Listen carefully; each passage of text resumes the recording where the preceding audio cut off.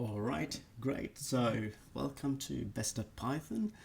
Let's talk about introduction to variables. So in this section, I'm going to show you how we can create variables using Python, and then we will get into a little bit of memory management as well. Okay, so let's go ahead and create a variable called name is equals to, say, John, and let's create another variable age is equal to 22. And how about one more variable called GPA? Okay, so GPA is equals to 3.0. And as you see, this is the variable and this is the value. So name holds the contents of John, and the age is 22 and the GPA is 3.0. So let's print these values out. I could say print name, print age, and print GPA. Let's run this code. Wonderful. So we could see John, 22 and 3.0. But here's the question. You might ask the following: how do I know the data type that associate with these objects? If that's the case, I could do in such manner. I could print out in such manner.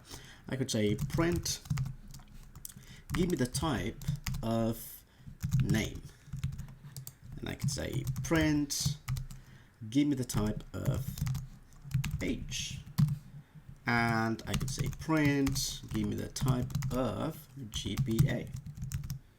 There we go. Let's print it out.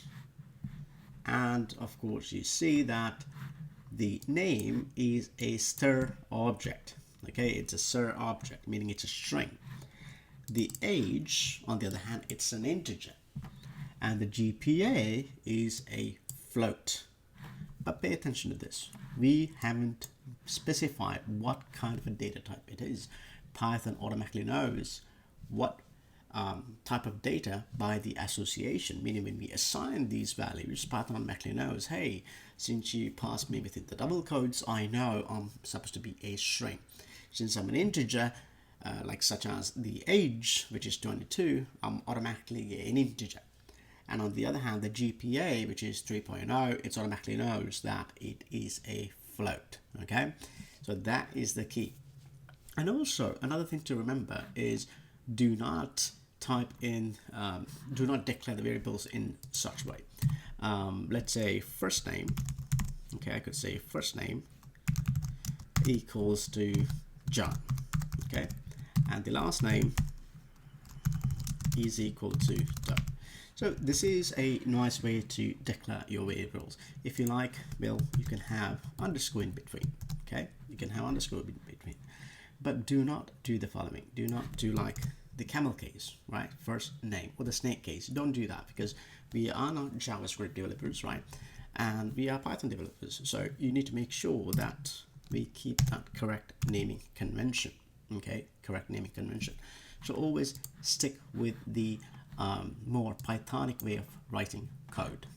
All right, so that is for this lesson. I'll see you on the next lecture.